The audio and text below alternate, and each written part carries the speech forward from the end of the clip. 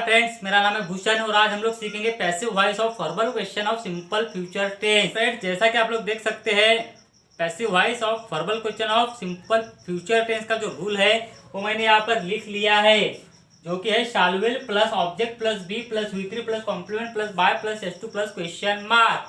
तो दोस्तों, समझने के लिए मैंने आपको यहाँ पर एक एग्जाम्पल भी लिखा है, तो आइए देखते हैं, समझते हैं इसको। तो एग्जाम्पल कुछ ऐसा है, shall we show a circus to them, क्या हम उन्हें सर्कस दिखाएंगे। तो जैसा कि आप लोगों ने पिछली वीडियोस में देखा होगा कि इसमें दोनों के दोनों ऑब्जेक्ट प्रेजेंट है, ये आपको ध्यान में आया होगा। तो हम लोग दोनों ऑब्जेक्ट कैसे हम लोग ढूंढते हैं, तो पहले हम लोग क्या सवाल पूछते हैं, हम उन्हें क्या दिखाएंगे। आंसर मिलेगा अ सर्कस। तो अ सर्कस क्या है, मतलब क्या से सवाल पूछा, आंसर मिला हमें अ सर्कस, तो वो है डायरेक्ट ऑब्जेक्ट। अब हम लोग मेन वर्ब को किसे सवाल पूछेंगे, मतलब हम किसे सर्कस दिखाएंगे, तो आंसर मिलेगा टू देम, मतलब उन्हें। तो टू देम क्या है, इनडायरेक्ट ऑब्जेक्ट। हम लोगों को इनडायरेक्ट ऑब्जेक्ट जब भी निकालना होता है, हम लोग किसी से सवाल पूछते हैं और जो भी आंसर आता है उसे हम लोग इनडायरेक्ट ऑब्जेक्ट समझते हैं, ये आपने पहले भी समझा है। तो फ्रेंड्स, सबसे पहले डायरेक्ट ऑब्जेक्ट हम लोग आगे लेंगे। तो ये पहले वाले सेंटेंस पे पैसिव वॉइस बनाते हुए हम लोगों ने डायरेक्ट ऑब्जेक्ट सामने लिया है। तो स्ट्रक्चर वाइज अब सर्कस एक ही है, तो शैल विल में से हम लोगों ने इस्तेमाल किया विल, तो विल अ सर्कस। उसके बाद स्ट्रक्चर में है बी, उसके बाद V3 है शो का शोन, तो वो लिख लिया। उसके बाद में जो इनडायरेक्ट ऑब्जेक्ट है टू देम, वो जैसा का वैसा लिख लिया। उसके बाद कॉम्प्लीमेंट सेंटेंस में नहीं है तो वो छोड़ दिया। उसके बाद बाय लिख लिया, और बाय के बाद में जो वी की ऑब्जेक्टिव केस है वो अस, तो अस लिखने के बाद में क्वेश्चन मार्क लगा दिया। तो सेंटेंस कैसे बना, will a circus be shown to them by us. अब हम लोग इनडायरेक्ट ऑब्जेक्ट सामने लेके इसका देखते हैं। तो हमने क्या किया है, इनडायरेक्ट ऑब्जेक्ट देम है, हम लोगों को क्या नॉमिनेटिव केस में चाहिए, तो देम की नॉमिनेटिव केस है दे। तो दे के अकॉर्डिंग हम लोगों ने सबसे पहले इस्तेमाल किया शैल विल में से विल, उसके बाद में दे, मतलब देम की नॉमिनेटिव केस, क्योंकि सब्जेक्ट की जगह पर हमेशा नॉमिनेटिव केस ही लिखनी पड़ती है। उसके बाद स्ट्रक्चर में है बी, उसके बाद V3 है शो का शोन। उसके बाद जो डायरेक्ट ऑब्जेक्ट है अ सर्कस, वो जैसा वैसा लिख लिया। उसके बाद कॉम्प्लीमेंट नहीं है सेंटेंस पे तो छोड़ दिया। उसके बाद में बाय लिख लिया, और उसके बाद ये जो सब्जेक्ट की जगह पर हुई है उसकी ऑब्जेक्टिव केस हम लोगों ने लिख ली अस, और क्वेश्चन मार्क लगा दिया। तो सेंटेंस कैसे बना, will they be shown a circus by us. तो दोस्तों, आइए इसके कुछ एग्जांपल अभी हम लोग देखते हैं। तो friends, first example, will she Singh a song in home, क्या वह घर में गाना गाएगी। तो वह घर में क्या गाएगी, सॉन्ग मतलब गाना, तो गाना है ऑब्जेक्ट। अब गाना एक ही होने की वजह से हम लोग शैल विल में से इस्तेमाल करेंगे विल, उसके बाद में ऑब्जेक्ट लिख लेंगे सॉन्ग। उसके बाद में स्ट्रक्चर में है बी, उसके बाद स्ट्रक्चर में है V3, तो सीन का V3 है सॉन्ग, SUNG। उसके बाद में जो कॉम्प्लीमेंट है इन होम, वो ऐसा का वैसा हम लोग लिख लेंगे। उसके बाद बाय, और बाय के बाद मतलब S2 में सब्जेक्ट की जगह पर जो प्रोनाउन है उसकी नॉमिनेटिव केस, तो वो है शी की नॉमिनेटिव केस है हर, और क्वेश्चन मार्क। तो सेंटेंस कैसे बना, विल अ सॉन्ग बी संग इन होम बाय हर। अब हम लोग नेक्स्ट एग्जांपल देखते हैं, shawl I put books into bag, क्या मैं बैग में किताबें रखूंगा। तो मैं बैग में क्या रखूंगा, तो किताबें, किताबें मीन्स बुक्स, बुक्स क्या है, इसमें ऑब्जेक्ट है। तो बुक्स अभी बहुत सारे बुक्स होने की वजह से शैल विल में से हम लोग इस्तेमाल करेंगे शॉल का, क्योंकि प्लूरल के लिए, प्लूरल नाउंस के लिए शॉल इस्तेमाल किया जाता है। तो शॉल बुक्स, उसके बाद स्ट्रक्चर में है बी, उसके बाद V3 है, पुट का पुट ही है, मतलब पुट सेम रहता है, सब फॉर्म्स पुट के सेम रहेंगे, V1 V2 V3। Shawl books be put, उसके बाद में कॉम्प्लीमेंट है इनटू बैग। उसके बाद है स्ट्रक्चर में बाय, और बाय के बाद मतलब S2 मीन्स आई जो है सब्जेक्ट की जगह पर प्रोनाउन है, तो आई की ऑब्जेक्टिव केस है मी, और क्वेश्चन मार्क। तो सेंटेंस कैसे बना, shall books be put into bag by me. So friends, next example, shall India win the match, shall India win the match. तो फ्रेंड्स, क्या इंडिया मैच जीतेगी, तो इंडिया क्या जीतेगी, द मैच, तो ये है ऑब्जेक्ट। अब मैच एक ही होने की वजह से हम लोग इस्तेमाल करेंगे विल। और ऑब्जेक्ट है the match, will the match. उसके बाद में सेंटेंस में मतलब स्ट्रक्चर में है बी, उसके बाद V3 है विन का वन, WON। उसके बाद कॉम्प्लीमेंट सेंटेंस में नहीं है। उसके बाद है बाय, और बाय के बाद जो नाउन है इंडिया वो जैसा का वैसा यहाँ पे लिख लेंगे और क्वेश्चन मार्क लगा देंगे। मतलब will the match be won by India, मतलब क्या मैच जीता जाएगा इंडिया द्वारा। तो friends next example, will Virat bring a car from market, क्या विराट मार्केट से कार लाएगा।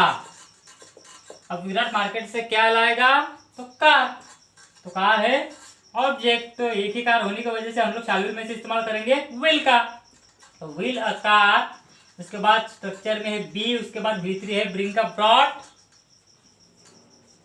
मतलब will a car be brought. उसके बाद में कॉम्प्लीमेंट, कॉम्प्लीमेंट है फ्रॉम मार्केट। उसके बाद बाय, और बाय के बाद जो नाउन है सब्जेक्ट की जगह पर वो जैसा का वैसा लिख लेंगे बाय विराट और क्वेश्चन मार्क लगा देंगे। तो सेंटेंस कैसे बना, will a car be brought from market by Virat. तो फ्रेंड्स अभी हम लोग 2-3 ऐसे एग्जांपल लेंगे जिनमें कि दोनों के दोनों ऑब्जेक्ट प्रेजेंट रहते हैं। तो सबसे पहला example, will she ask questions to teacher, क्या वह शिक्षक से सवाल पूछेगी। तो वह शिक्षक से क्या पूछेगी, आंसर मिलेगा सवाल, मतलब ये है डायरेक्ट ऑब्जेक्ट। वह किसे सवाल पूछेगी, तो आंसर मिलेगा शिक्षक से, मतलब टीचर है इनडायरेक्ट ऑब्जेक्ट। सबसे पहले हम लोग डायरेक्ट ऑब्जेक्ट सामने लेके इसका पैसिव बनाते हैं। क्वेश्चंस बहुत सारे हैं, तब हम लोग इस्तेमाल करेंगे शाल विल में से शॉल का, तो शाल क्वेश्चंस। उसके बाद में स्ट्रक्चर में है बी, उसके बाद V3 है आस्क का आस्क। उसके बाद जो इनडायरेक्ट ऑब्जेक्ट है टू टीचर वो जैसा का वैसा लिख लेंगे। उसके बाद कॉम्प्लीमेंट नहीं है सेंटेंस में तो है बाय। उसके बाद में और बाय के बाद ये जो शी के ऑब्जेक्टिव केस है वो है हर और क्वेश्चन मार्क। तो सेंटेंस कैसे बना, shall questions be asked to teacher by her. अब हम लोग इनडायरेक्ट ऑब्जेक्ट सामने लेके इसका पैसिव बनाते हैं। तो इनडायरेक्ट ऑब्जेक्ट है टीचर, अब टीचर एक ही होने की वजह से हम लोग चालू में से इस्तेमाल करेंगे विल का, विल अ टीचर। उसके बाद बी स्ट्रक्चर वाइज, उसके बाद V3 है आस्क। उसके बाद जो डायरेक्ट ऑब्जेक्ट है वो जैसा का वैसा लिख लेंगे क्वेश्चन। उसके बाद कॉम्प्लीमेंट सेंटेंस में नहीं है तो बाय, और बाय के बाद ये जो सब्जेक्ट की जगह पर प्रोनाउन है उसकी ऑब्जेक्टिव केस, मतलब प्रोनाउन है शी की ऑब्जेक्टिव केस यहाँ पर होगी हर और क्वेश्चन मार्क। तो सेंटेंस कैसे बना, will a teacher be asked questions by her. तो फ्रेंड्स अब हम लोग नेक्स्ट एग्जांपल लेंगे, will Roshan give 50 rupees to me, क्या रोशन मुझे 50 रुपए देगा।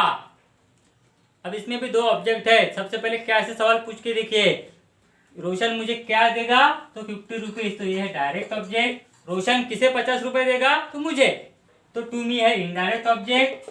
सबसे पहले डायरेक्ट ऑब्जेक्ट सामने लेके इसका पैसिव बनाते हैं, विल 50 रुपीज, उसके बाद में बी, उसके बाद V3 है गिव का गिवन। उसके बाद जो इनडायरेक्ट ऑब्जेक्ट है टू मी वो जैसा का वैसा लिख लेंगे। उसके बाद कॉम्प्लीमेंट सेंटेंस में नहीं है, उसके बाद है बाय, और बाय के बाद जो सब्जेक्ट है नाउन है रोशन वो जैसा का वैसा लिख लेंगे और क्वेश्चन मार्क लगा देंगे। तो सेंटेंस कैसे बनेगा, will 50 rupees be given to me by Roshan. अब हम लोग इनडायरेक्ट ऑब्जेक्ट सामने लेके इसका पैसिव बनाते हैं। तो मी नॉमिनेटिव केस में आएगा तो क्या आएगा, मतलब मी का हो जाएगा आय, तो आय के अकॉर्डिंग हम लोग शाल विल में से इस्तेमाल करेंगे शॉल का, तो शॉल आय। उसके बाद बी, उसके बाद V3 है गिव का गिवन। उसके बाद अब जो डायरेक्ट ऑब्जेक्ट है 50 रुपीज जैसा का वैसा लिख लेंगे 50 रुपीज। उसके बाद कॉम्प्लीमेंट सेंटेंस में नहीं है तो बाय, और बाय के बाद जो नाउन है सब्जेक्ट की जगह पर रोशन हो जैसा वैसा लिख लिया। तो सेंटेंस कैसे बना, shall I be given 50 rupees by Roshan. Will mother feed food to her child, क्या माँ उसके मतलब बच्चे को खाना खिलाएगी। तो माँ किसे खाना खिलाएगी, मतलब हर चाइल्ड मतलब उसके बच्चे को, तो ये है इनडायरेक्ट ऑब्जेक्ट। अब माँ उसके बच्चे को क्या खिलाएगी, तो आंसर मिलेगा खाना मतलब फूड। तो ये है डायरेक्ट ऑब्जेक्ट। सबसे पहले हम लोग डायरेक्ट ऑब्जेक्ट सामने लेके इसका पैसिव बनाते हैं। तो फूड आमतौर पर सिंगुलर फॉर्म में इस्तेमाल होता है, तो शाल विल में से इस्तेमाल करेंगे विल का, तो विल फूड। उसके बाद स्ट्रक्चर में है बी, उसके बाद V3 क्या है, फीड का V3 है फेड। उसके बाद जो इनडायरेक्ट ऑब्जेक्ट है टू हम चाइल्ड, जैसा का वैसा लिख लिया। उसके बाद कॉम्प्लीमेंट सेंटेंस में नहीं है, तो उसके बाद है स्ट्रक्चर में बाय, और बाय के बाद जो नाउन है मदर, वो जैसा का वैसा लिखना पड़ेगा, और पीछे से हम लोग लगा देंगे क्वेश्चन मार्क। तो सेंटेंस कैसे बना, will food be fed to her child by mother. अब हम लोग इनडायरेक्ट ऑब्जेक्ट सामने लेके इसका पैसिव बनाते हैं। तो टू हर चाइल्ड क्या है, मतलब हर चाइल्ड है इनडायरेक्ट ऑब्जेक्ट। तो इनडायरेक्ट ऑब्जेक्ट मतलब एक ही लड़का है, चाइल्ड मतलब, तो यहाँ पर इस्तेमाल करेंगे विल हर चाइल्ड। उसके बाद में बी के बाद फीड का V3 है फेड। उसके बाद जो डायरेक्ट ऑब्जेक्ट है फूड, हो जैसा का वैसा लिख लेंगे। उसके बाद कॉम्प्लीमेंट सेंटेंस पे नहीं है, तो उसके बाद है बाय, और बाय के बाद जो नाउन है वो है मदर सब्जेक्ट की जगह पर, तो जैसा का वैसा लिख लिया और क्वेश्चन मार्क लगा दिया। अगर आपने मेरा पहली बार वीडियो देख रहे हैं आप लोग, तो मैं आपको बता दूं कि सब्जेक्ट की जगह पर अगर प्रोनाउन होता है तब हम लोगों को ऑब्जेक्ट की जगह पर उसे मतलब बाय के बाद हम लोग लिखते हैं ऑब्जेक्टिव केस में। लेकिन सब्जेक्ट की जगह पर अगर कोई नाउन होता है तो हम लोगों को जैसा का वैसा रखना पड़ता है, जो नाउन है वो, उसमें कुछ भी चेंजेस हम लोग नहीं करते। तो सेंटेंस कैसे हुआ, will her child be fed food by mother. तो फ्रेंड्स, आपसे मेरी एक रिक्वेस्ट है, अगर अभी तक आपने मेरे चैनल को सब्सक्राइब नहीं किया तो प्लीज़ मेरे चैनल को आप जरूर सब्सक्राइब कीजिए, और साथ ही बेल आइकन को भी हिट कीजिए, ताकि आपको मेरे अपकमिंग वीडियोस की नोटिफिकेशंस मिलती रहे। तो फ्रेंड्स, आज की वीडियो में केवल इतना ही, मिलेंगे किसी नेक्स्ट वीडियो में। तब तक के लिए friends take care and keep studying. Thanks for watching my videos.